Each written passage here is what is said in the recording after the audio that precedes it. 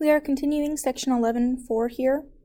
Since the probability of A and B equals the probability of A times the probability of B, and the probability of B given A is the probability of event A and event B divided by the probability of A, we can combine these rules with tree diagrams to find probabilities of dependent events. Using a tree diagram. In example 4. A school system compiled the following information from a survey it sent to people who were juniors 10 years ago. 85% of the students graduated from high school. Of the students who graduated from high school, 90% are happy with their present jobs. Of the students who did not graduate from high school, 60% are happy with their current jobs. So what is the probability that a person from the junior class 10 years ago graduated from high school and is happy with his or her present job? So I'm going to make a tree diagram here. So we have all the students, and they either graduated or didn't graduate. G for graduated, N for not graduated, and G for not graduated. Okay, of the graduated students, some are happy, some are not happy with their jobs. Of the non-graduates, some are happy, some are not happy. Okay? Now, we know that 85% of the students graduated from high school. So we know that this part right here is 0.85. All the way to here. This part, 0.85. Which means that the rest of this is 0.15. If 85% graduated, 15% didn't. It also says the ones who graduated, 90 are happy, 90%, which must mean that 10% are not. Of the students who didn't graduate,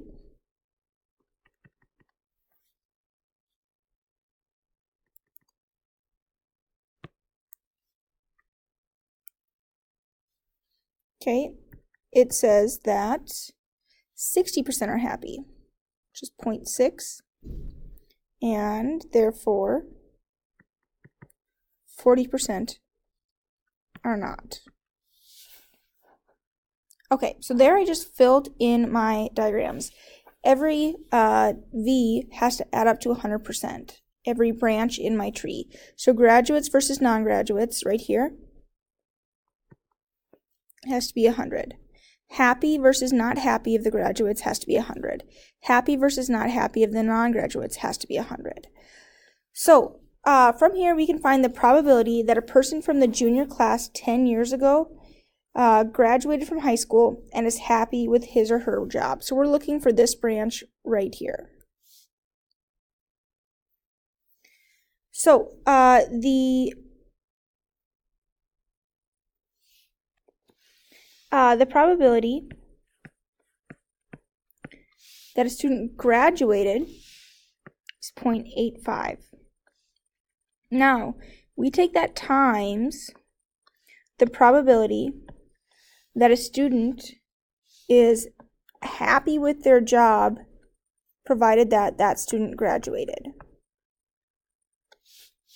which is 0.9. They graduated and are happy, 0.9. Multiply those together and we get 0.765. Which is approximately what we're looking for here. So 76.5% that a person from the junior class 10 years ago graduated from high school and is happy with their present job. So if we look back to 10 years ago, 76.5% that the person graduated from high school and is happy with his or her present job. Now, what is the probability that a student from the junior class 10 years ago did not graduate and is happy with his or her present job? So again, all of the students, some graduated, some did not, are the ones who did graduate, 85%, the ones who did not, 15%. The ones who graduated, some are happy, 90%. Some are not particularly happy, 10%. The ones who didn't graduate, 60% are happy with their jobs, and 40% are not happy with their jobs. And that's all from the information on problem 4. So we want to know, what is the probability that a student from the junior class 10 years ago did not graduate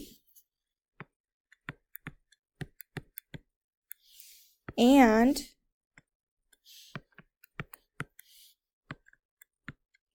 of those students, so provided that they did not graduate,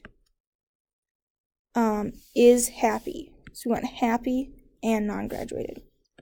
And the probability of happy and non-graduate,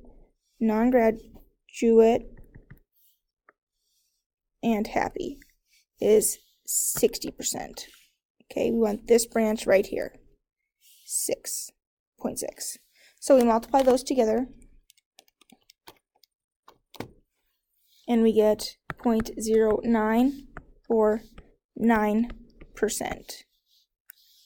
So what's the probability that a student from the junior class 10 years ago didn't graduate and is happy with his or her present job? Okay, 9% that they graduated, or that they didn't graduate, but they are happy with their job.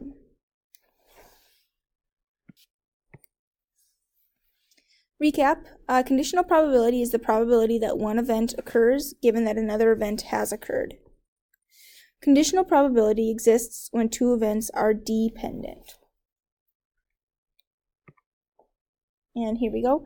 This is the last section of Chapter 11 that we will be doing. So this will be the last assignment on Chapter 11.